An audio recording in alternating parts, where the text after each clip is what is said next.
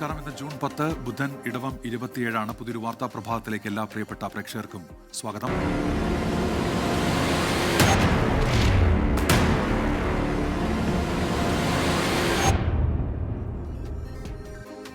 നമസ്കാരം. ന്യൂസ് ബ്രേക്സിലേക്ക് വിശദമായി. കാപ്പ കേസിൽ പിടിയിലായ തിരുവനന്തപുരം കോർപ്പറേഷൻ കൗൺസിലർ സുഗതനെ ഇന്ന് ജയിലിലേക്ക് മാറ്റും. ഇന്നലെ രാത്രി ജനറൽ ആശുപത്രിയിൽ എത്തിച്ച് വൈദ്യപരിശോധന പൂർത്തിയാക്കിയ ശേഷം സുഗതനെ കന്റോൺമെന്റ് പോലീസ് സ്റ്റേഷനിലേക്ക് മാറ്റി. വട്ടിയൂർക്കാവ് സ്റ്റേഷനിൽ ക്രമസമാധാന പ്രശ്നങ്ങൾ ഉണ്ടാകാൻ സാധ്യതയുണ്ടെന്ന വിലയിരുത്തലിന്റെ അടിസ്ഥാനത്തിലാണ് മാറ്റിയത്. പോലീസ് വീട്ടിൽ കയറി തന്നെയും മക്കളെയും മർദ്ദിച്ചെന്ന് സുഗതന്റെ ഭാര്യ അശ്വതി ആരോപിച്ചു.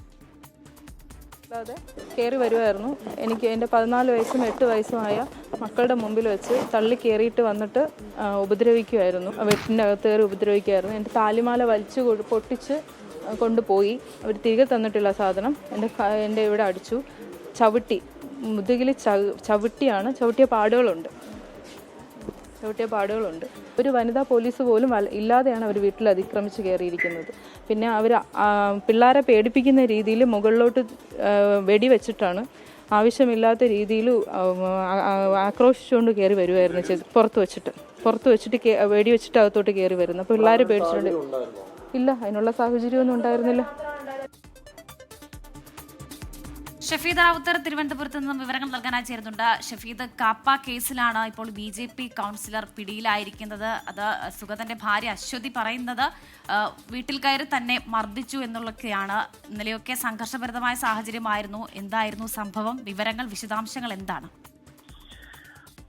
ഈ വധശ്രമ കേസിൽ ഒളിവിലായിരുന്ന തിരുവനന്തപുരം കോർപ്പറേഷനിലെ വാഴോട്ടുകോണം വാർഡ് BJP കൗൺസിലർ സുഗതനെ പിടികൂടുന്നതിനിടെയാണ് ഇന്നലെ നാടകീയമായ സംഭവങ്ങൾ തിരുവനന്തപുരത്ത് ഉണ്ടായത്. ഈ രഹസ്യവിവരത്തിന്റെ അടിസ്ഥാനത്തിൽ വട്ടിയൂർക്കാവ് വാഴോട്ടുകോണത്തെത്തിയ പോലീസ് സംഘത്തെ സുഗതനും അനുയായികളും ചേർന്ന് വളഞ്ഞ് മർദ്ദിക്കുകയായിരുന്നു എന്നാണ് പോലീസ് ഇക്കാര്യത്തിൽ പറയുന്ന കാര്യം.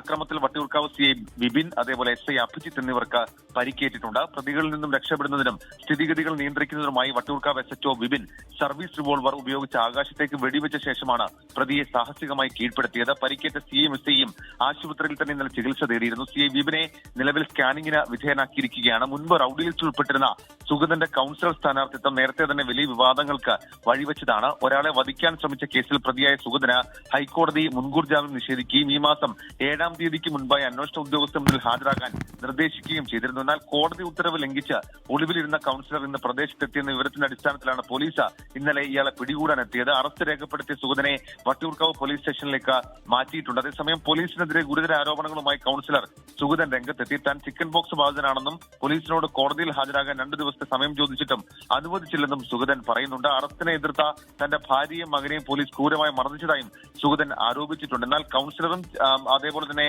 മറ്റുള്ളവരും ചേർന്ന് പോലീസുകാരെ മർദ്ദിച്ചെന്നുള്ള ഒരു വാദം കൂടി ഇതുമായി ബന്ധപ്പെട്ട് പുറത്തേക്ക് വരുന്നുണ്ട്. ഏതായാലും ഈ വിഷയത്തിൽ തിരുവനന്തപുരം സിറ്റി പോലീസ് കമ്മീഷണർ അടക്കം വിവരം തേടിയിട്ടുണ്ട്. ഇന്ന് ഇതുമായി ബന്ധപ്പെട്ട് തുടർ നടപടികൾ സ്വീകരിക്കുകയും ചെയ്യും. ഷഫീദ്, ഈ ആകാശത്തേക്ക് പോലീസിന് വെടിയുതിർക്കേണ്ടി വന്ന സാഹചര്യം എന്താണ് ഷഫീദ്? ഉന്മേഷ്, ഇന്നലെ നാടകീയമായിട്ടുള്ള ചില സംഭവങ്ങൾ അവിടെ അരങ്ങേറിയിരുന്നു. പ്രത്യേകിച്ച് ഇയാൾ ഈ ഒളിവിലായിരുന്ന സുഗതൻ, ഇയാൾ രഹസ്യവിവരത്തിന്റെ അടിസ്ഥാനത്തിൽ ഇയാൾ അവിടേക്ക് തിരിച്ചെത്തിയെന്നുള്ള കാര്യം അറിഞ്ഞാണ് പോലീസ് സംഭവ സ്ഥലത്തേക്ക് എത്തിയത്. എന്നാൽ അവിടേക്ക് എത്തിയ പോലീസിനെ ആക്രമിക്കാൻ ശ്രമമുണ്ടാവുകയായിരുന്നു. മാത്രമല്ല കൂടുതൽ ആളുകൾ അവിടേക്ക് ഒത്തുകൂടുകയും ചെയ്തിരുന്നു. ഈ പശ്ചാത്തലത്തിലാണ് വട്ടിയൂർക്കാവ് CI വിപിൻ ആകാശത്തേക്ക് വെടിവെച്ചിട്ട് സർവീസ് റിവോൾവർ ഉപയോഗിച്ചുകൊണ്ട്, മാത്രവുമല്ല നിലവിൽ ഇപ്പോൾ അദ്ദേഹം ഉന്നത ഉദ്യോഗസ്ഥർക്ക് കൊടുത്ത വിശദീകരണത്തിലടക്കം പ്രദേശത്തെ ഈ പറയുന്ന സമാധാന അന്തരീക്ഷം അത് നിലനിർത്താൻ വേണ്ടി ചെയ്തതാണ് എന്നുള്ളതാണ്. മാത്രമല്ല നമുക്കറിയാം, കുറച്ച് ദിവസങ്ങൾക്ക് മുൻപ് വട്ടിയൂർക്കാവിൽ BJP CPM സംഘർഷമടക്കമുള്ള കാര്യങ്ങൾ ഉണ്ടായിരുന്നു. അത് പോലീസിനെതിരെയുള്ള ആരോപണമായി BJP മാറ്റുകയും ചെയ്തിരുന്നു. ഈ പശ്ചാത്തലം കൂടി ഇതുമായി ബന്ധപ്പെട്ടുണ്ട്. ഏതായാലും കോടതി ജാമ്യം നിഷേധിച്ച ഒരു പ്രധാനപ്പെട്ട വധശ്രമ കേസ് പ്രതിയെ, അത് അദ്ദേഹം കൗൺസിലർ കൂടിയാണ്, അദ്ദേഹത്തെ പിടികൂടാൻ പോലീസ് ശ്രമിക്കുന്നതിനിടെ പോലീസിനെ ആക്രമിച്ചു എന്നുള്ള വിഷയം കൂടി ചുമത്തി കേസെടുക്കാൻ നിലവിൽ ഇപ്പോൾ പോലീസ് തീരുമാനിച്ചിട്ടുണ്ട്. ഉന്മേഷ്. ശരി, ഷഫീദ് റാവുത്തറാണ് വിവരങ്ങൾ നൽകിയത്. കാപ്പ കേസിൽ പിടിയിലായ തിരുവനന്തപുരം കോർപ്പറേഷൻ കൗൺസിലർ സുഗതനെ ഇന്ന് തന്നെ ജയിലിലേക്ക് മാറ്റാനുള്ള നീക്കങ്ങളുമാകും. ഇനിയും മറ്റു വാർത്തകളിലേക്കാണ്. പശ്ചിമേഷ്യ വീണ്ടും സംഘർഷഭരിതം. ഇറാനിൽ ആക്രമണം നടത്തി അമേരിക്ക. US ഹെലികോപ്റ്റർ വെടിവെച്ചിട്ടതിന് മറുപടിയായാണ് ആക്രമണം. US സൈനിക കേന്ദ്രങ്ങൾക്ക് നേരെ ആക്രമണം നടത്തിയതായി ഇറാൻ അവകാശപ്പെട്ടു. മധു കൊട്ടാരക്കര വിശദാംശങ്ങളുമായി ഇപ്പോൾ ചേരുന്നുണ്ട്. Madhu, good morning. അപ്പോൾ ഈ സംഘർഷാവസ്ഥ തുടരും എന്ന് തന്നെയല്ലേ മധു? Good morning Unmesh. വർഷ, അമേരിക്കയുടെ അത്യാധുനിക അപ്പാച്ചെ ഹെലികോപ്റ്റർ ഇറാൻ വെടിവെച്ചിട്ടിരുന്നു. അതിന് പകരമായി US ഇറാനെതിരെ വ്യോമാക്രമണങ്ങൾക്ക് തുടക്കമിട്ടിരിക്കുകയാണ്. ഇതോടെ പശ്ചിമേഷ്യയിൽ സംഘർഷം വീണ്ടും കടുക്കുകയാണ്. ഇറാന്റെ തീരദേശ നഗരങ്ങളായ സിറിക്, മിനാബ് എന്നിവിടങ്ങളിലേക്ക്, അതുപോലെ ഹോർമൂസ് കടലിടുക്കിന് സമീപം ഒരു ദ്വീപുണ്ട്, കോഷം ദ്വീപ്, അവിടെയൊക്കെ സ്ഫോടന ശബ്ദങ്ങൾ കേട്ടതായിട്ട് ഇറാന്റെ തസ്നീം വാർത്താ ഏജൻസിയുടെ റിപ്പോർട്ടുകൾ വരുന്നുണ്ട്. എന്നാൽ ഈ മിനാബ് നഗരത്തിൽ നേരിട്ട് ആക്രമണങ്ങൾ ഒന്നും റിപ്പോർട്ട് ചെയ്തിട്ടില്ലെന്നാണ് അവിടുത്തെ ഗവർണർ പിന്നീട് വ്യക്തമാക്കിയത്. ഈ മിനാബിൽ കേട്ട സ്ഫോടന ശബ്ദങ്ങളുടെ ഉറവിടം ഹോർമൂസ് കടലിടുക്കിനോട് ചേർന്നുള്ള തീരദേശ മേഖലയാണെന്നും മിനാബ് കൗണ്ടിയെ നേരിട്ട് ആക്രമിച്ചിട്ടില്ലെന്നാണ് മെഹർ വാർത്താ ഏജൻസിയും റിപ്പോർട്ട് ചെയ്യുന്നത്. അതേസമയം US ലക്ഷ്യങ്ങൾക്ക് നേരെ ഇറാൻ വളരെ ശക്തമായി മിസൈൽ, ഡ്രോൺ ആക്രമണങ്ങൾ നടത്തിയതായുള്ള റിപ്പോർട്ടുകളും വരുന്നുണ്ട്. ഇറാനിൽ US സൈന്യം നടത്തിയ തിരിച്ചടിക്ക് തൊട്ടു പിന്നാലെയാണ് ഇറാന്റെ ഈ സൈനിക നീക്കം. അതേസമയം ഇറാനിൽ തങ്ങൾ നടത്തിക്കൊണ്ടിരിക്കുന്ന പ്രത്യാക്രമണം അതീവ ശക്തമാണെന്നാണ് US പ്രസിഡന്റ് ഡൊണാൾഡ് ട്രംപ് അല്പം മണിക്കൂറുകൾക്ക് മുമ്പ് വ്യക്തമാക്കിയത്. ഈ ഹെലികോപ്റ്റർ തകർന്ന സംഭവം വലിയ കാര്യമല്ലെന്നും അതിലെ 2 പൈലറ്റുമാർ സുരക്ഷിതരാണെന്നുമായിരുന്നു ഡൊണാൾഡ് ട്രംപ് ഇന്ന് രാവിലെ വളരെ ലാഘവത്തോടെ പ്രതികരിച്ചിരുന്നത്. എന്നാൽ ഈ ആക്രമണത്തിന് കൃത്യമായി മറുപടി നൽകേണ്ടത് അമേരിക്കയുടെ ആവശ്യമാണെന്നായിരുന്നു അദ്ദേഹം ഇപ്പോൾ വ്യക്തമാക്കിയിരിക്കുന്നത്. ഈ ഹോർമൂസ് കടലിടുക്കിന് ചുറ്റുമുള്ള ഇറാന്റെ വ്യോമ പ്രതിരോധ സംവിധാനങ്ങളെയും റേഡാറുകളെയുമാണ് ഇപ്പോൾ ഈ US യുദ്ധവിമാനങ്ങൾ ലക്ഷ്യമിട്ടിരിക്കുന്നത്. മേഖലയിൽ കൂടുതൽ US ആക്രമണങ്ങൾ ഉണ്ടായേക്കുമെന്നാണ് നമുക്ക് ലഭിക്കുന്ന ചില സൂചനകൾ. അതുപോലെ തിങ്കളാഴ്ച ഈ അപ്പാച്ചെ ഹെലികോപ്റ്റർ തകർത്തത് ഇറാന്റെ ഷാഹദ് ഡ്രോൺ ആണെന്ന് ഇപ്പോൾ സ്ഥിരീകരിച്ചിട്ടുണ്ട്. എന്നാൽ ഇത് മനഃപൂർവ്വം നടത്തിയതാണോ അല്ലെങ്കിൽ ഇറാൻ ഒരു അബദ്ധത്തിൽ ഇത് സംഭവിച്ചതാണോ എന്നുള്ളൊരു കാര്യത്തിൽ അമേരിക്കയ്ക്ക് ഇപ്പോഴും വ്യക്തതയില്ല. ഈ അപകടത്തിൽപ്പെട്ട 2 പൈലറ്റുമാരും പരിക്കേറ്റിട്ടില്ല, അവർ രക്ഷപ്പെട്ടതായിട്ട് USന്റെ സെൻട്രൽ കോം പറഞ്ഞിട്ടുണ്ട്. അത് മാത്രമല്ല, അൺക്രൂഡ് ഡ്രോൺ ബോട്ട്, അതായത് മനുഷ്യരഹിതമായ ഒരു ഡ്രോൺ ബോട്ട് ഉപയോഗിച്ച്, ഇതാദ്യമായിട്ടാണ് അമേരിക്ക ഹോർമൂസ് കടലിടുക്കിൽ ഇത്തരം ഒരു ബോട്ട് ഉപയോഗിക്കുന്നത്, ഈ പൈലറ്റുമാരെ കരയ്ക്കെത്തിച്ചതെന്നാണ് പ്രസിഡന്റ് ഡൊണാൾഡ് ട്രംപ് വൈകിട്ട് പറഞ്ഞത്. ഉന്മേഷ്, വർഷ. ശരി, മധു കൊട്ടാരക്കരയാണ് വിവരങ്ങൾ നൽകിയത്. സംസ്ഥാനത്ത് മഴ ശക്തമായി തുടരും. വടക്കൻ കേരളത്തിൽ മഴ കൂടുതൽ ശക്തിപ്പെടാൻ സാധ്യത. ഇന്ന് 5 ജില്ലകളിൽ മഴ മുന്നറിയിപ്പുണ്ട്. മലപ്പുറം, കോഴിക്കോട്, വയനാട്, കണ്ണൂർ, കാസർഗോഡ് ജില്ലകളിലാണ് മഞ്ഞ അലർട്ട് നിലനിൽക്കുന്നത്. കോഴിക്കോട് നിന്ന് അജി കുഞ്ഞുമോൻ വിശദാംശങ്ങളുമായി ഇപ്പോൾ ചേരുന്നുണ്ട്. അജി, വടക്കൻ കേരളത്തിലാണ് മഴയ്ക്ക് സാധ്യതയുള്ളത്. എന്തൊക്കെയാണ് വിവരങ്ങൾ അജി? വർഷ, ഡോക്ടർ ഉന്മേഷ്, ഗുഡ് മോർണിംഗ്. വടക്കൻ കേരളത്തിൽ 5 ജില്ലകളിലാണ് ഇന്ന് മഴ മുന്നറിയിപ്പ് ഉള്ളത്. 5 ജില്ലകളിലും ഇന്നലെ രാത്രി മുതൽ മഴ പെയ്യുന്നുണ്ടായിരുന്നു. കോഴിക്കോട് ജില്ലയിൽ ഓറഞ്ച് അലർട്ടാണ്. ഇന്നലെ രാത്രി മുതൽ ശക്തമായ മഴയാണ് ജില്ലയുടെ കിഴക്കൻ മേഖലകളിലും മലയോര മേഖലകളിലും പെയ്യുന്നത്. കണ്ണൂർ ജില്ലയുടെ മലയോര മേഖലകളിലും ശക്തമായ മഴ പെയ്യുന്നുണ്ട് എന്ന റിപ്പോർട്ടും വരുന്നുണ്ട്. അത് മാത്രമല്ല, കടലിൽ 40 മുതൽ 50 മീറ്റർ വേഗതയിൽ കാറ്റ് വീശാൻ സാധ്യതയുള്ളതിനാൽ വലിയ തരത്തിലുള്ള ജാഗ്രത വേണമെന്നും തീരദേശ മേഖലയിൽ താമസിക്കുന്നവർ ജാഗ്രത പാലിക്കണമെന്നും മുന്നറിയിപ്പുണ്ട്. ശക്തമായ ഈ മഴക്കെടുതിയിൽ പല സ്ഥലത്തും വലിയ തരത്തിലുള്ള വ്യാപകമായ നാശനഷ്ടങ്ങൾ ഉണ്ടായിട്ടുണ്ട്. ഇന്നലെ ഉള്ളേരിയിൽ മിന്നൽ ചുഴലിയിൽ നിരവധി വീടുകൾക്ക് കേടുപാടുകൾ പറ്റുകയും വ്യാപകമായി കൃഷിനാശം സംഭവിക്കുകയും ചെയ്തിരുന്നു. മുക്കം മേഖലകളിൽ നിരവധി വീടുകളിൽ ഈ ശക്തമായ കാറ്റിൽ കേടുപാടുകൾ സംഭവിച്ചിട്ടുണ്ടായിരുന്നു. ഒരു വീട് പൂർണ്ണമായും തകർന്നു പോയിരുന്നു. കുന്നമംഗലത്ത് പോലീസ് സ്റ്റേഷന്റെ മതിൽ മറ്റൊരു സ്വകാര്യ വ്യക്തിയുടെ വീടിനോട് ചേർന്ന് നിൽക്കുന്ന സ്ഥലത്താണ് അത് ഇടിഞ്ഞു വീണിരുന്നു ശക്തമായ മഴയിൽ. അങ്ങനെ പല തലത്തിലും വലിയ തലത്തിലുള്ള നാശനഷ്ടങ്ങൾ പല മേഖലകളിൽ നിന്നും റിപ്പോർട്ട് ചെയ്യുന്നുണ്ട്. 5 ജില്ലകളിലും ജാഗ്രതാ നിർദ്ദേശമുണ്ട്. അതേസമയം 5 ജില്ലകളിൽ എവിടെയും തന്നെയും അവധി പ്രഖ്യാപിച്ചിട്ടില്ല ജില്ലാ കളക്ടർമാർ. മുന്നറിയിപ്പ് മാത്രമാണ് ഉള്ളത്. ഉന്മേഷ്, വർഷ. ശരി, കോഴിക്കോട് നിന്ന് അജി കുഞ്ഞുമോനാണ് വാർത്തയുടെ വിശദാംശങ്ങൾ നൽകിയത്. KSRTCയിൽ സ്ത്രീകളുടെ സൗജന്യ യാത്രാ മാനദണ്ഡങ്ങൾ ഇന്നത്തെ മന്ത്രിസഭാ യോഗത്തിൽ തീരുമാനിക്കും. സൗജന്യ യാത്ര ഓർഡിനറി ബസ്സുകളിൽ മാത്രമായി പരിമിതപ്പെടുത്താനാണ് സർക്കാർ നീക്കം. ഫാസ്റ്റ് പാസഞ്ചർ ബസ്സുകളിൽ അടുത്ത ഘട്ടമായി യാത്രാ സൗജന്യം അനുവദിക്കും എന്നും പ്രഖ്യാപനമുണ്ടായേക്കും. തിരുവനന്തപുരത്ത് നിന്ന് ഷഫീദ് റാവുത്തറാണ് ചേരുന്നത്. ഷഫീദ്, ഈ ആദ്യഘട്ടം ഓർഡിനറി ബസ്സുകളിൽ എന്ന് പറയുമ്പോഴും ഗതാഗത മന്ത്രി ഇന്നലെയും പ്രതികരിച്ചത് അങ്ങനെ ഒരു തീരുമാനത്തിലേക്ക് എത്തിയിട്ടില്ല എന്നുള്ളതാണ്. മന്ത്രിസഭാ യോഗത്തിന് ശേഷം ഇന്ന് പ്രഖ്യാപനം പൂർണ്ണമായി പദ്ധതി സംബന്ധിച്ചുണ്ടാകുമെന്നാണോ ഷഫീദ്? Good morning. കാരണം ഈ കോൺഗ്രസ് UDF സർക്കാർ അധികാരത്തിലെത്തും മുൻപ് അവർ പറഞ്ഞ വളരെ പ്രധാനപ്പെട്ട ഒരു പ്രഖ്യാപനമായിരുന്നു സ്ത്രീകൾക്ക് KSRTC ബസ്സുകളിൽ സൗജന്യ യാത്ര എന്നുള്ളത്. ഇത് സംബന്ധിച്ച പലതരത്തിലുള്ള ചർച്ചകളും 3 ഘട്ട വിദഗ്ധ പഠനങ്ങളും KSRTCക്കുള്ളിലും സംസ്ഥാന സർക്കാരും നടത്തിയിരുന്നു. ഇതിന് പിന്നാലെ ഈ മാസം വരുന്ന 15 മുതൽ ഈ പദ്ധതി നടപ്പാക്കാനാണ് നിലവിൽ ഇപ്പോൾ സർക്കാർ തീരുമാനിച്ചിരിക്കുന്നത്. ഇതുമായി ബന്ധപ്പെട്ട എക്കണോമിക് അസസ്മെന്റ് സർവേ അടക്കമുള്ള കാര്യങ്ങൾ KSRTCയിൽ പൂർത്തീകരിച്ചിട്ടുണ്ട്. കഴിഞ്ഞ ദിവസവും ഗതാഗത മന്ത്രി CP ജോൺ ഇക്കാര്യത്തിൽ പറഞ്ഞത് ഈ പദ്ധതി അത് നടപ്പിലാക്കാൻ പോകുന്നു. ആദ്യഘട്ടത്തിൽ ഓർഡിനറി ബസ്സുകളിൽ സ്ത്രീകൾക്ക് സൗജന്യ യാത്ര അത് നൽകും. മാത്രമല്ല 100 ദിവസം അത് പരീക്ഷണാടിസ്ഥാനത്തിൽ നടപ്പാക്കും. അതിനുശേഷം മറ്റു ബസ്സുകളിലേക്ക് കൂടി വ്യാപിപ്പിക്കുന്ന കാര്യത്തിൽ തീരുമാനം എന്നൊക്കെ ഉള്ളതാണ്. മാത്രവുമല്ല ഈ വിഷയത്തിൽ പലതരത്തിൽ ഇപ്പോൾ ഗതാഗത വകുപ്പും അതേപോലെ സർക്കാരും ചില നീക്കങ്ങൾക്ക് ശ്രമിക്കുന്നുണ്ട്. അതിൽ ഏറ്റവും പ്രധാനം കഴിഞ്ഞ ദിവസം നമ്മൾ നൽകിയ വാർത്ത തന്നെ ഇതുമായി ബന്ധപ്പെട്ട ഡമ്മി ടിക്കറ്റ് അടക്കമുള്ള കാര്യങ്ങൾ സ്ത്രീകൾക്ക് നൽകും എന്നുള്ളതാണ്. മാത്രവുമല്ല ഈ സ്വകാര്യ ബസ്സുകൾ വാടകയ്ക്കെടുക്കാനും KSRTCയുടെ ഒരു ആലോചന നടക്കുന്നുണ്ട്. പ്രത്യേകിച്ച് ഈ സ്ത്രീ സൗജന്യ യാത്ര കൂടി വരുമ്പോൾ നിലവിൽ ഇപ്പോൾ 10 മുതൽ 12 ലക്ഷം സ്ത്രീകൾ ആനവണ്ടിയെ KSRTC ആശ്രയിക്കുന്നുണ്ട്. ഇത് സൗജന്യ യാത്ര കൂടി വരുമ്പോൾ ആ കണക്ക് ഉയരും. ആ സാഹചര്യത്തിൽ നിലവിൽ ഇപ്പോൾ ഈ മലബാർ മേഖലയിലടക്കം കാര്യമായി ഓർഡിനറി സർവീസുകളില്ല. ഇതുകൂടി കണക്കിലെടുത്തുകൊണ്ട് സ്വകാര്യ ബസ്സുകൾ വാടകയ്ക്കെടുത്ത് അത് സ്ത്രീകൾക്കുള്ള സൗജന്യ യാത്രയുമായി ബന്ധിപ്പിക്കാൻ നിലവിൽ ഇപ്പോൾ KSRTC ആലോചിക്കുന്നുണ്ട്. 500 ബസ്സുകൾ അത് വാടകയ്ക്കെടുക്കാൻ, സ്വകാര്യ ബസ്സുകൾ വാടകയ്ക്കെടുക്കാനാണ് ഇതുമായി ബന്ധപ്പെട്ട നിലവിൽ ഇപ്പോൾ KSRTCയുടെ അല്ലെങ്കിൽ ഗതാഗത വകുപ്പിന്റെ ആലോചന. അതുകൂടി യാഥാർത്ഥ്യമാകും. മാത്രവുമല്ല പദ്ധതി നടത്തിപ്പിന്റെ മാനദണ്ഡങ്ങൾ അടക്കമുള്ള കാര്യങ്ങൾ ഇന്നത്തെ ക്യാബിനറ്റ് യോഗത്തിൽ ചർച്ചയാകും. അതിനുശേഷം മുഖ്യമന്ത്രി വാർത്താ സമ്മേളനത്തിലാക്കും ഈ പദ്ധതിയെക്കുറിച്ചിട്ടുള്ള മറ്റു വിശദാംശങ്ങൾ വ്യക്തമാക്കുക. ഉന്മേഷ്. നടി ആക്രമിക്കപ്പെട്ട കേസിൽ ഹൈക്കോടതി മേൽനോട്ടത്തിൽ SIT അന്വേഷണം ആവശ്യപ്പെട്ടുള്ള അതിജീവിതയുടെ ഹർജി ഹൈക്കോടതി ഇന്ന് വീണ്ടും പരിഗണിക്കും. സാങ്കേതിക കാരണങ്ങളാൽ ജസ്റ്റിസ് ജോബിൻ സെബാസ്റ്റ്യൻ പിന്മാറിയതോടെ ജസ്റ്റിസ് കൗസർ എടപ്പകത്തിന്റെ ബെഞ്ചാണ് ഹർജി പരിഗണിക്കുന്നത്. വിപിൻ C. വിജയൻ കൊച്ചിയിൽ നിന്ന് വിശദാംശങ്ങളുമായി ചേരുന്നുണ്ട്. Vipin, good morning. എപ്പോഴായിരിക്കും ഹർജി കോടതിയുടെ പരിഗണനയ്ക്ക് വരിക? വിപിൻ,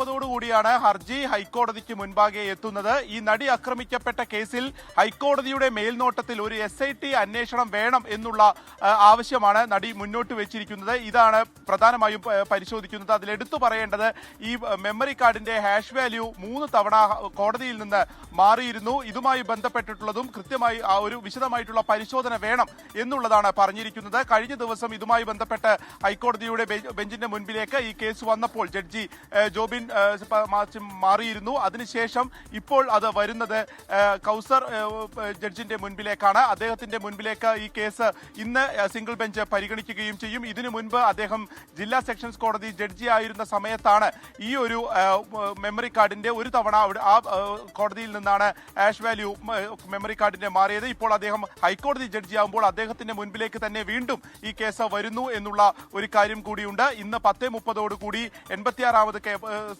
കേസായിട്ടാണ് ഈ നടി ആക്രമിക്കപ്പെട്ട കേസ് വീണ്ടും ഹർജിയായി മുന്നോട്ട് വരുന്നത്. ഉന്മേഷ്.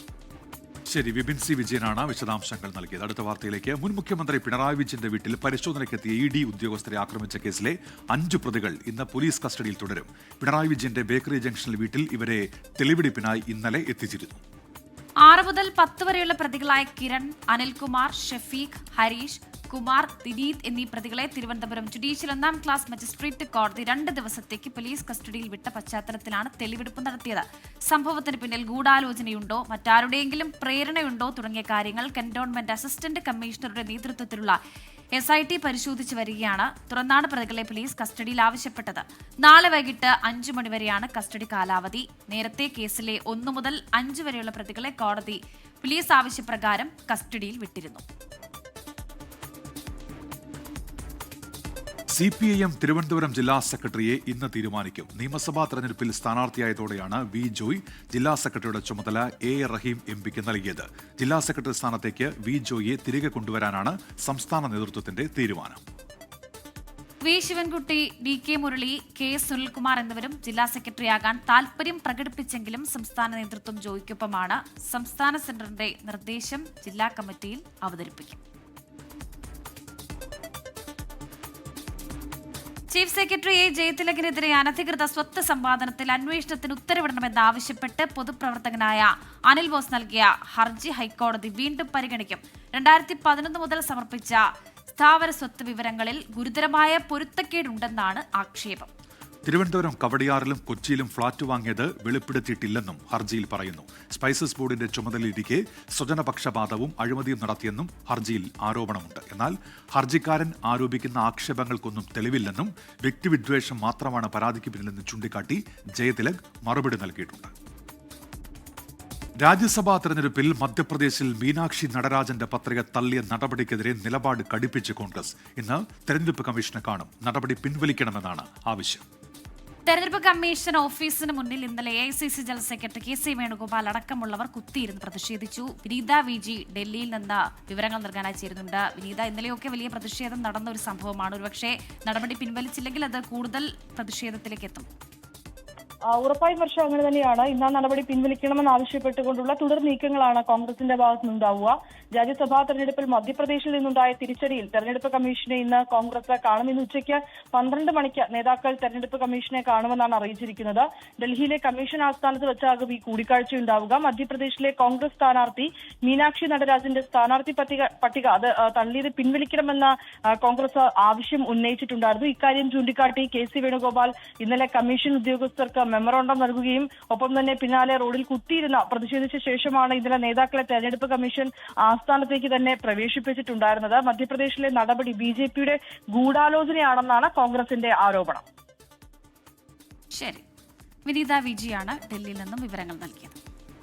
ബംഗാളിൽ തൃണമൂൽ കോൺഗ്രസിൽ തർക്കം തുടരുന്നു. വിമത എംപിമാർ ഉടൻ ലോക്സഭാ സ്പീക്കർ ഓം ബിർളയുമായി കൂടിക്കാഴ്ച നടത്തും. കൂടിക്കാഴ്ചയിൽ തങ്ങളാണ് ഔദ്യോഗിക TMC എന്ന് വിമത എംപിമാർ അവകാശവാദം ഉന്നയിക്കും.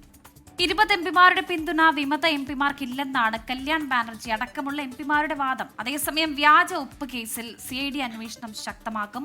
ഉടൻ മമതാ ബാനർജി അടക്കമുള്ളവരുടെ വസതിയിൽ ബംഗാൾ CID പരിശോധന നടത്തും. 10ാം ക്ലാസ്സുകാരിയായ വൈൽഡ് ലൈഫ് ഫോട്ടോഗ്രാഫറെ പരിചയപ്പെടാം. വൈൽഡ് ലൈഫ് ഫോട്ടോഗ്രാഫിയിലും പക്ഷികളെക്കുറിച്ചും പാമ്പുകളെക്കുറിച്ചുമുള്ള പഠനത്തിലും നിരവധി പുരസ്കാരങ്ങളാണ് പാലക്കാട് CN പുരം സ്വദേശിയായ അനന്യ വിശ്വേഷ് വാരിക്കൂട്ടിയത്. എന്നോടൊപ്പം ഇന്നുള്ളത് ഒരു കൊച്ചുമിടുക്കിയാണ്. വൈൽഡ് ലൈഫ് ഫോട്ടോഗ്രാഫിയിലും അതുപോലെ തന്നെ പക്ഷികളെക്കുറിച്ചും പാമ്പുകളെക്കുറിച്ചൊക്കെ പഠനം നടത്തി ഇതിനെ ഒരുപാട് പുരസ്കാരങ്ങളൊക്കെ നേടിയ ഒരു കൊച്ചുമിടുക്കിയാണ് കൂടെയുള്ളത്. അനന്യ എന്നാണ് ആ കുട്ടിയുടെ പേര്. അനന്യ എനിക്കൊപ്പം ഉണ്ട്. അനന്യ, ഇപ്പോൾ വൈൽഡ് ലൈഫ് ഫോട്ടോഗ്രാഫിയിലും അതുപോലെ തന്നെ ഇതിനെക്കുറിച്ചൊക്കെ, അതായത് പക്ഷികളെക്കുറിച്ചും പാമ്പുകളെക്കുറിച്ചൊക്കെയുള്ള പഠനം നടത്തുന്നുണ്ട്. ഇതിലൊക്കെ ഒരുപാട് പുരസ്കാരങ്ങൾ ഇതിനോടകം തന്നെ നേടിക്കഴിഞ്ഞു. അപ്പോൾ എന്താണ് ഇതിലേക്ക് വരാനുണ്ടായ ഒരു ഇൻസ്പിറേഷൻ എന്താണ്? ഞാൻ ഇതിൽ കയറിയത് 6 വയസ്സ് തൊട്ടാണ്.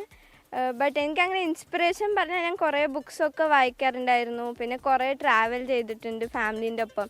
സോ അങ്ങനെ നേച്ചറിനോടൊരു ഇൻട്രസ്റ്റ് തോന്നിയതാണ്. അപ്പോൾ ഞാനിത് 6 വയസ്സിൽ തുടങ്ങിയത്. ഇന്ന് എനിക്ക് 15 വയസ്സായി. ആൻഡ് ഞാൻ വന്ന് ഇന്ന് ഒരു wild life conservationist, naturalist, bird watcher, herpetologist, reptile trainee, wild life photographer, motivational speaker and ഓത്തറായിട്ട് ഇന്ന് ഞാൻ കുറേ ഇതിൽ വർക്ക് ചെയ്യുന്നുണ്ട്. കയ്യിലുള്ളത് വലിയൊരു ലെൻസൊക്കെയാണ്. ഇതൊക്കെ തൂക്കി പിടിച്ചിട്ടാണ് ഈ കാടുകളിലൊക്കെ പോകാറുള്ളത്. അപ്പോൾ അവിടെ ഒരുപാട് നേരം സ്പെൻഡ് ചെയ്തിട്ട് വേണം ഈ പക്ഷികളെയും അതുപോലെ തന്നെ മൃഗങ്ങളെയൊക്കെ പകർത്താൻ വേണ്ടിയിട്ട്. അപ്പോൾ അതിനൊക്കെയായി എത്ര എഫോർട്ട് എടുക്കാറുണ്ട്? സോ എൻ്റെ റുട്ടീന് വൈൽഡിൽ പോകുമ്പോൾ ഞാൻ രാവിലെ 5 മണിക്ക് എണീക്കും.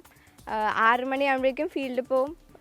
8-8:30 ആകുമ്പോൾ തിരിച്ച് വരും. പിന്നെ എനിക്ക് ക്ലാസ്സസ് ഉണ്ട്. ഞാൻ റെഗുലർ സ്കൂൾ പോകാറില്ല. ഞാൻ വീട്ടിൽ നിന്ന് ഓൺലൈൻ സ്കൂളിംഗ് ആണ്. അപ്പോൾ എനിക്ക് 9:30 മണി ക്ലാസ് ഉണ്ടാവും. അപ്പോൾ ക്ലാസ്സിന് മുമ്പ് വന്ന് ഫ്രഷായിട്ട് ക്ലാസ് അറ്റൻഡ് ചെയ്ത് ഉച്ചയ്ക്ക് കുറച്ച് പഠിച്ചിട്ട് പിന്നെ വൈകുന്നേരം പിന്നെയും ഫീൽഡിൽ പോകും.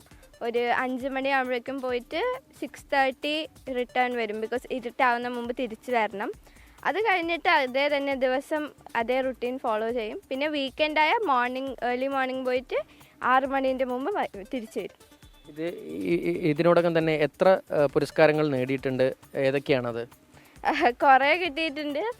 ഇപ്പോൾ കുറേ ഇപ്പോൾ Indian star book of records, influential book of world records, top 100 woman of India പറഞ്ഞ് കുറേ ഓർഗനൈസേഷൻസിന് അവാർഡ് കിട്ടിയിട്ടുണ്ട്.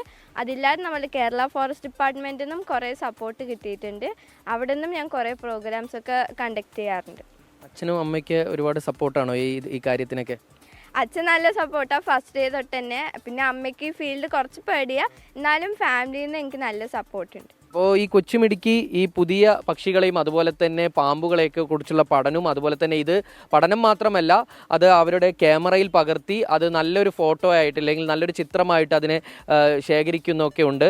മാത്രമല്ല ഈ കുട്ടി പുതിയ പുതിയ പക്ഷികളെക്കുറിച്ച് പഠിക്കാൻ വേണ്ടി കാടുകളിൽ ഒരുപാട് നേരം, അതായത് മണിക്കൂറുകളെടുത്ത് കാടുകളിൽ സഞ്ചരിക്കാറുണ്ട്.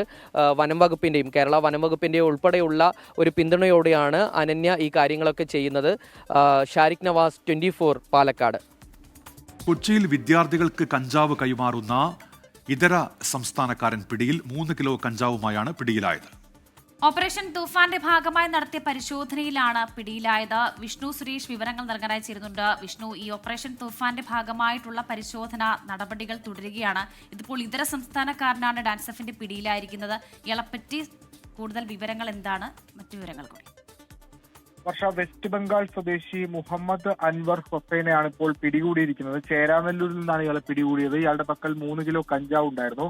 അതിനും അപ്പുറത്ത് ഇയാളുടെ ഫോൺ കേന്ദ്രീകരിച്ച് നടത്തിയ പരിശോധനയിൽ ഇയാൾ ഈ കഞ്ചാവ് വിൽപ്പന നടത്തുന്നത് വിദ്യാർത്ഥികളെ കേന്ദ്രീകരിച്ചെന്നാണ് ലഭ്യമാകുന്ന വിവരം. പ്രത്യേകിച്ച് 15 വയസ്സ് 17 വയസ്സൊക്കെയുള്ള വിദ്യാർത്ഥികൾ, 10ാം ക്ലാസ് വിദ്യാർത്ഥികളൊക്കെ കേന്ദ്രീകരിച്ചായിരുന്നു ഇയാളുടെ വിപണനം എന്നാണ് ലഭ്യമാകുന്ന വിവരം. സ്കൂൾ പരിസരങ്ങളിലും അതോടൊപ്പം തന്നെ അത്തരം വിദ്യാർത്ഥികളുള്ള ചേരാനെല്ലൂർ, വടുതല മേഖലകളിലൊക്കെ വിൽപ്പന നടത്തുന്ന ഒരാളാണ് ഇയാൾ എന്നാണ് ഡാൻസ് ഓഫിൽ നിന്ന് ലഭിക്കുന്നത്. ഇന്നലെ രാത്രി 2 മണിയോടുകൂടി ചേരാനെല്ലൂർ ഭാഗത്തു നിന്നാണ് ഇയാളെ പിടികൂടിയത്.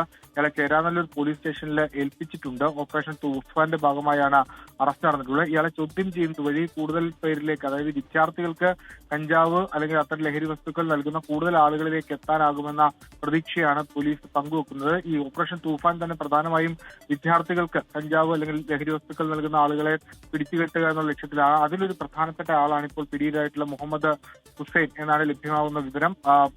കൊച്ചി ഡാൻസ് ഓഫ്, അതോടൊപ്പം തന്നെ ഡാൻസ് ഓഫിന്റെ നേതൃത്വത്തിലാണ് ഇപ്പോൾ ഈ പ്രതിയെ പിടികൂടിയിട്ടുള്ളത്. വർഷ, വിശ്വമാമാങ്കത്തിന് ഒരു ദിവസം ശേഷിക്കെ അർജന്റീനയോടുള്ള അടങ്ങാത്ത ആരാധന മൂത്ത് സ്വന്തം വീട് വരെ അർജന്റീനയാക്കുന്ന മീനങ്ങാടിയിലെ ഉമ്മറലിയെ പരിചയപ്പെടാം. ഓരോ ലോകകപ്പിനും വീട് പെയിന്റ് ചെയ്ത് ലിറ്റിൽ അർജന്റീനയാക്കി മാറ്റുന്ന ഉമറലിയും സഹോദരനും ഫുട്ബോളിനെ അത്രയേറെ സ്നേഹിക്കുന്നുണ്ട്. അവരുടെ വിശേഷങ്ങളിലേക്ക്. തള്ളിമറിക്കാൻ ഞങ്ങളില്ല, കാരണം ഞങ്ങൾ ലോക ചാമ്പ്യന്മാരാണ്.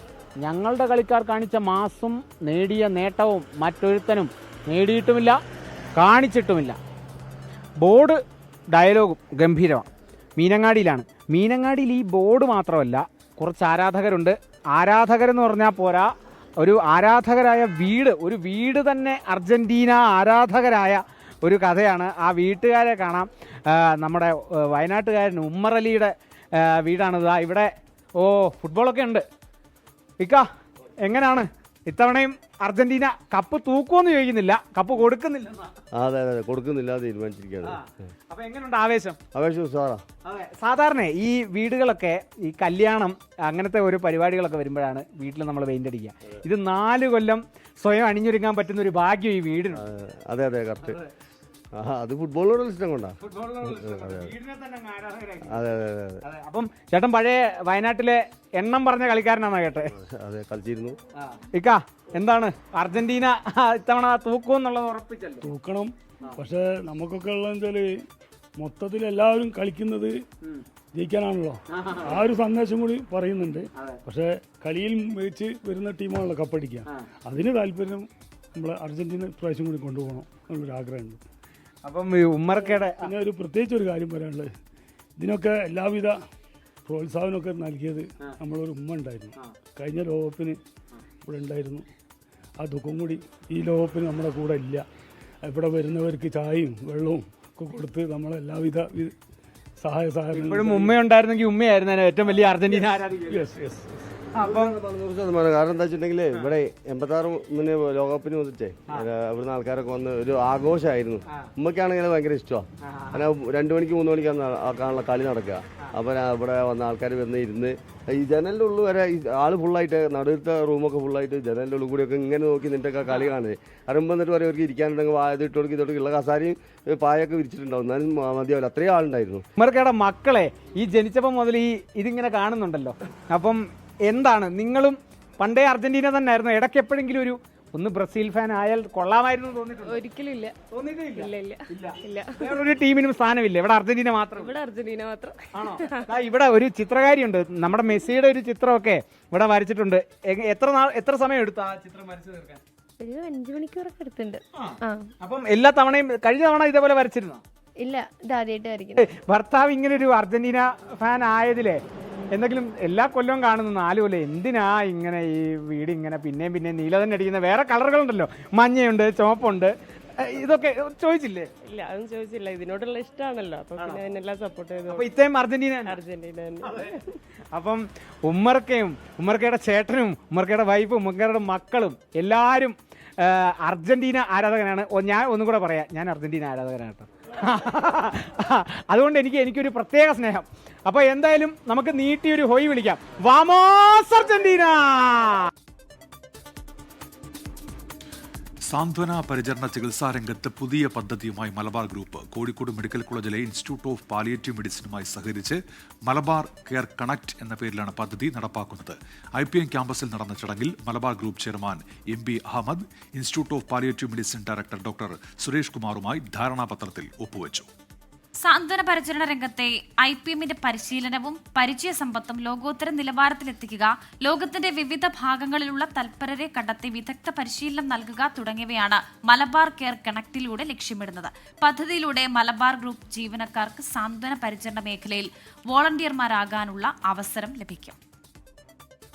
ഈ പ്രസ്ഥാനം എല്ലാ സ്ഥലത്തും കൊണ്ടുപോകാനും എല്ലാ ഗവൺമെൻറ്റുകളായിട്ട് സഹകരിക്കാനും ഏതൊക്കെ ഇൻസ്റ്റിറ്റ്യൂഷൻസ് ഏതൊക്കെ കോർപ്പറേറ്റുകളുണ്ടോ അവരൊക്കെ സഹകരിച്ചുകൊണ്ടൊരു വലിയൊരു പ്രസ്ഥാനമാക്കി മാറ്റാം. പ്രയാസവും ബുദ്ധിമുട്ടും അനുഭവിക്കുന്ന ഒരുപാട് ആൾക്കാർ നമ്മുടെ നാട്ടിലുണ്ട്. അവർക്ക് ആർക്കെങ്കിലും ഏതൊക്കെ രീതിയിൽ ഇതിപ്പോൾ ഡോക്ടർ പ്ലാൻ ചെയ്തിരിക്കുന്നത് ഡിജിറ്റൽ കണക്ടിവിറ്റിയാണ്. വേൾഡ് ആയിട്ട് എങ്ങനെ കണക്ടിവിറ്റി ചെയ്യാൻ ഡിജിറ്റൽ കണക്ടിവിറ്റിയോട് കൂടി ചെയ്യാനുള്ളതാണ്. പോലീസിലെ പുഴുക്കുത്തുകളെ കുറിച്ച് തുറന്നെഴുത്തുമായി മുൻ DGP A ഹേമചന്ദ്രൻ. അധികാരത്തിന്റെ വഴി അനീതിയുടേതുമെന്നാണ് പുസ്തകത്തിന് പേരിട്ടിരിക്കുന്നത്.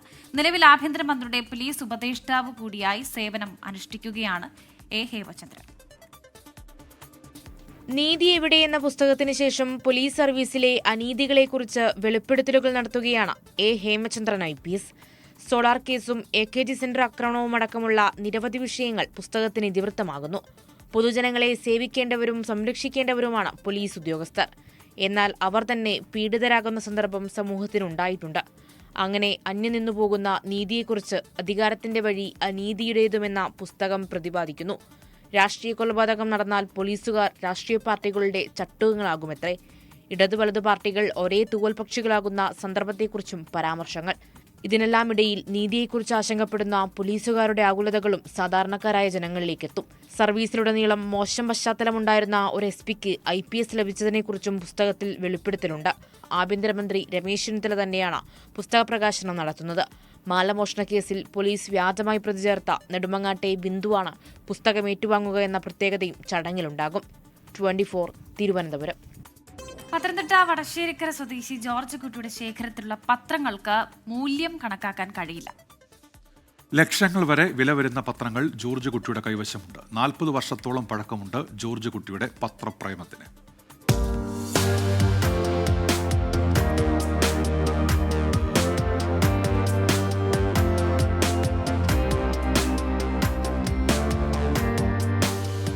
അമേ വിമാനം തകർന്ന് 98 പേർ മരിച്ചു. ലാൽ ബഹദൂർ ശാസ്ത്രി ലീഡറായി എതിരില്ലാതെ തെരഞ്ഞെടുക്കപ്പെട്ടു. നമ്മുടെ ലക്ഷ്യം 40 കോടിയുടെ നന്മയെന്ന് ജവഹർലാൽ നെഹ്റു. സ്വാതന്ത്ര്യത്തിന് മുൻപും ശേഷവും നാട്ടിലെ പത്രങ്ങളിലെ പ്രധാന വാർത്തകളുടെ തലക്കെട്ടായിരുന്നു ഇതെല്ലാം. അക്കാലത്തെ പത്രങ്ങൾ സുരക്ഷിതമായി സൂക്ഷിക്കുന്ന ഒരു വീട് പത്തനംതിട്ട വടശ്ശേരിക്കരയിലുണ്ട്. 1890 മുതൽ ഇന്നലെ വരെയുള്ള പത്രങ്ങൾ ജോർജ് കുട്ടി നിധി പോലെ സൂക്ഷിക്കുന്നു.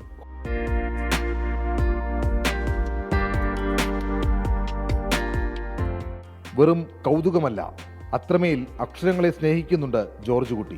വായനയുടെ ഭാഗമായിട്ട് ഈ ടൈറ്റിലുകളോട് വലിയ താല്പര്യമായിരുന്നു. അന്നൊന്നും ആ വാർത്തകൾ കുറച്ചൊക്കെ ഉണ്ടായിരുന്ന എല്ലാം പത്രം നഷ്ടപ്പെട്ടു. പക്ഷേ അത് സൂക്ഷിച്ചു വെച്ചാൽ നാളെയുടെ ഒരു നിധിയായി മാറുമെന്നുള്ള എൻ്റെ ഒരു ആഗ്രഹം അത് സത്യത്തിൽ യാഥാർത്ഥ്യമായി. കാലം മാറിയപ്പോൾ രൂപത്തിലും ശൈലിയിലും മാത്രമല്ല പത്രങ്ങൾക്ക് മാറ്റം വന്നത്. അന്നത്തെ പത്രങ്ങൾ സത്യം പറയുമായിരുന്നു. ഇന്ന് അതില്ലെന്ന വിമർശനം ജോർജ് കുട്ടിക്കുണ്ട്.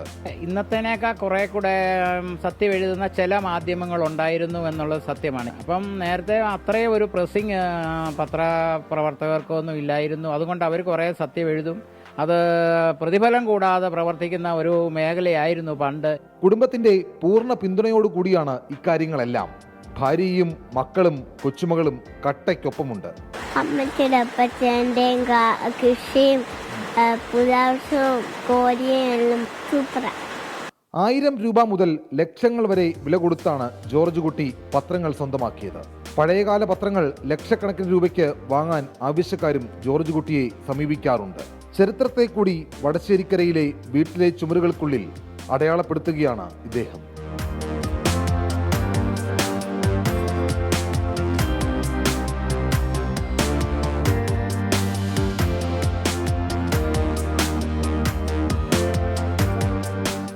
സഞ്ജയ് ഇക്ബാലിനും അഭിലാഷിനുമൊപ്പം ഷിജോ കുര്യൻ, 24 പത്തനംതിട്ട. സംസ്ഥാനത്ത് ട്രോളിംഗ് നിരോധനം നിലവിൽ വന്നു. ജൂലൈ 31 വരെയാണ് നിരോധനം.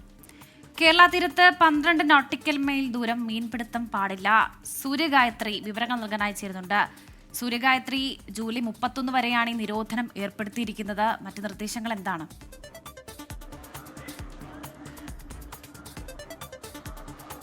കഴിഞ്ഞ ദിവസം നമ്മൾ വന്നപ്പോഴും സജീവമായിരുന്ന നീണ്ടകര ഹാർബറിലാണ് ഞാൻ ഉള്ളത്. ഈ സാധാരണഗതിയിൽ ഇവിടെ ഈ മീൻപിടുത്തം കഴിഞ്ഞ് വന്നു കിടക്കാറുള്ള ബോട്ടുകളുടെ വലിയ നിരയും അതുപോലെ തന്നെ തൊട്ട് ഇപ്പുറത്ത് ഹാർബറിലാണെങ്കിൽ മീൻ കച്ചവടത്തിന്റെ വലിയ തിരക്കുമൊക്കെ കാണാറുണ്ട്. അതൊന്നുമില്ല എന്നുള്ളതാണ്. അർദ്ധരാത്രി മുതൽ ട്രോളിംഗ് നിരോധനം പ്രാബല്യത്തിൽ വന്നു കഴിഞ്ഞു.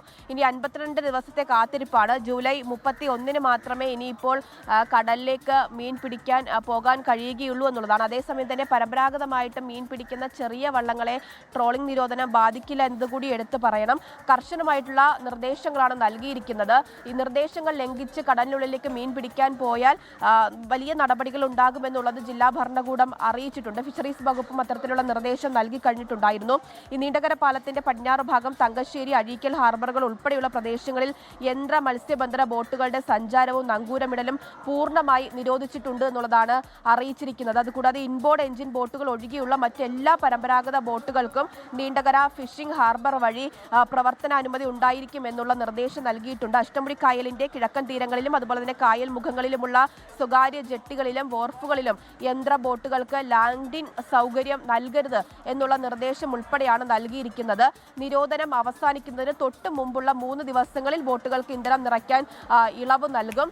അത് കൂടാതെ ജൂലൈ 28 വരെ എല്ലാ മറൈൻ ഇന്ധന പമ്പുകളും അർദ്ധരാത്രി മുതൽ അടച്ചിടണം എന്നുള്ള നിർദ്ദേശം ഉൾപ്പെടെ ഉണ്ട് എന്നുള്ളതാണ്. ഇത്തരത്തിൽ കർശന നിർദ്ദേശങ്ങൾ പാലിച്ചുകൊണ്ടാണ് ഈ ട്രോളിംഗ് നിരോധനം പ്രാബല്യത്തിൽ വന്നിരിക്കുന്നത്. 52 ദിവസമാണ് ഇതിന്റെ ഒരു കാലയളവ്. ജൂലൈ 31 ട്രോളിംഗ് നിരോധനം അവസാനിക്കും. അതേസമയം തന്നെ ട്രോളിംഗിനെതിരെ വലിയ തരത്തിലുള്ള വിമർശനങ്ങൾ മത്സ്യത്തൊഴിലാളികളും ഉയർത്തുന്നുണ്ട്. കാരണം കാലാവർഷം എത്തിയതിന് പിന്നാലെ കടലിലേക്ക് പോകരുതെന്നുള്ള മുന്നറിയിപ്പൊക്കെ തന്നെ വന്നിട്ടുണ്ടായിരുന്നു. അതേ തുടർന്ന് ആ സമയം മുതൽ തന്നെ കടലിലേക്ക് പോകാനോ മീൻ പിടിക്കാനോ ഒന്നും കഴിഞ്ഞിട്ടുണ്ടായിരുന്നില്ല. അതിന്റെ പിന്നാലെയാണ് ഈ ട്രോളിംഗ് നിരോധനവും വരുന്നത്. അതുകൊണ്ട് തന്നെ ഈ വറുതിയുടെ കാലമാണ് ട്രോളിംഗ് നിരോധനം എന്ന് പറയുന്നത് പോലെ തന്നെ ഈ വരുന്ന ദിവസങ്ങളിലൊക്കെ തന്നെ ഇനിയിപ്പോൾ വലിയ കഷ്ടത നേരിടേണ്ടതായിട്ട് വരും എന്നുള്ളതാണ് മത്സ്യത്തൊഴിലാളികളൊക്കെ തന്നെ അറിയിക്കുന്നത്. എന്തായാലും ഇന്ന് മുതൽ പ്രാബല്യത്തിൽ വരികയാണ്. അതേസമയം ഈ പരമ്പരാഗത മത്സ്യബന്ധന ബോട്ടുകൾക്ക് മീൻ പിടിക്കാൻ പോവാം. അവർ ഈ ഉപരിതല മത്സ്യബന്ധനമാണ് നടത്തുന്നത്. അവരെ ഈ ട്രോളിംഗ് നിരോധനം ബാധിക്കില്ല എന്നുള്ളതാണ്. തീർച്ചയായും 12 നോട്ടിക്കൽ മൈൽ ദൂരം മീൻപിടുത്തം പാടില്ല എന്നുള്ളതാണ് നൽകിയിട്ടുള്ള നിയന്ത്രണം. അതേസമയം പരമ്പരാഗത വള്ളങ്ങൾക്ക് ഈ നിയന്ത്രണം ബാധകമല്ല എന്നൊരു വിവരം കൂടിയുണ്ട്. സൂര്യഗായത്രിയാണ് വിവരങ്ങൾ നൽകിയത്. ഇംഗ്ലീഷ് മീഡിയം സ്കൂളിൽ പഠിക്കണമെന്ന് 4ാം ക്ലാസ്സുകാരി മകൾ. പ്രാരാബ്ദങ്ങളെക്കുറിച്ച് ഓർത്തപ്പോൾ ഹൈസ്കൂൾ ആകട്ടെ എന്ന പിതാവ്. ഒടുവിൽ ഫാത്തിമ ഫിൽസയുടെ ആഗ്രഹം സാധിക്കാൻ പാർട്ടി ഇടപെടൽ. മുസ്ലിം ലീഗ് മലപ്പുറം ജില്ലാ സെക്രട്ടറി നൌഷാദ് മണിശ്ശേരിയുടെ മകൾ പാണക്കാട് സാദിഖലി ശിഹാബ് തങ്ങൾക്ക് നൽകിയ രസകരമായൊരു പരാതിയെക്കുറിച്ചാണ് ഇനി.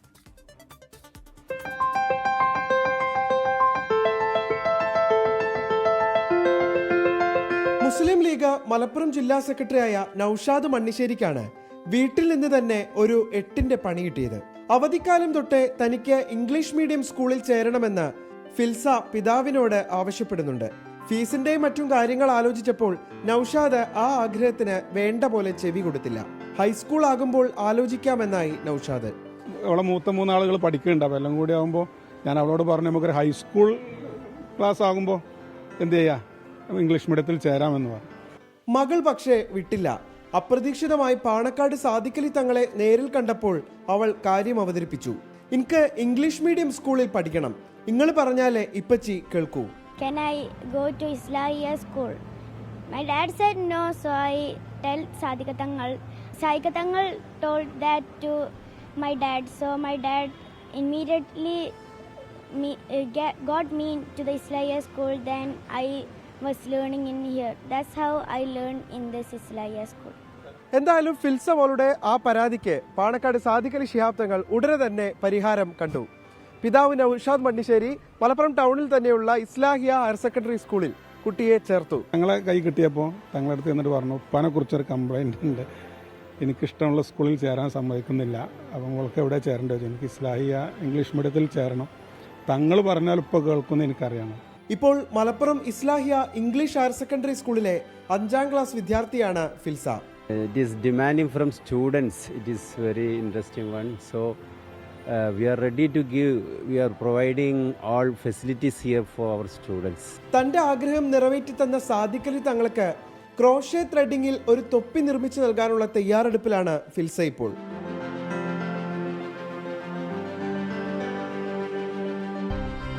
മുഹമ്മദ് അർഷാക്കിനൊപ്പം നിഖിൽ പ്രമേഷ്, 24 മലപ്പുറം. H-1B വിസ തട്ടിപ്പിന് ശിക്ഷിക്കപ്പെട്ട ഇന്ത്യൻ വംശജനായ ചീഫ് എക്സിക്യൂട്ടീവ് ഓഫീസർ നീരജ് ശർമ്മയ്ക്ക് അമേരിക്കൻ പൗരത്വം നഷ്ടപ്പെടുമെന്ന് US നീതിന്യായ വകുപ്പ്. H-1B വിസ തട്ടിപ്പിന്റെ പേരിൽ US പൗരത്വം നഷ്ടപ്പെടാൻ പോകുന്ന 17 പേരുടെ കൂട്ടത്തിൽ ഇന്ത്യൻ വംശജനായ നീരജ് ശർമ്മയുമുണ്ടെന്ന് നീതിന്യായ വകുപ്പ് വ്യക്തമാക്കി. ന്യൂജേഴ്സി ആസ്ഥാനമായ സ്റ്റാഫിംഗ് കമ്പനിയായ മാഗ്നാവിഷൻ LLCയുടെ ഉടമയും സിഇഒയുമാണ് നീരജ് ശർമ്മ. വിദേശ ജീവനക്കാരെ ഒരു പ്രമുഖ ആഗോള സാമ്പത്തിക സ്ഥാപനം നിയമിക്കുമെന്ന് തെറ്റായ വിവരം നൽകി H-1B വിസകൾ വ്യാജമായി നേടാൻ ശ്രമിച്ചുവെന്നാണ് ശർമ്മയ്ക്കെതിരെയുള്ള കേസ്.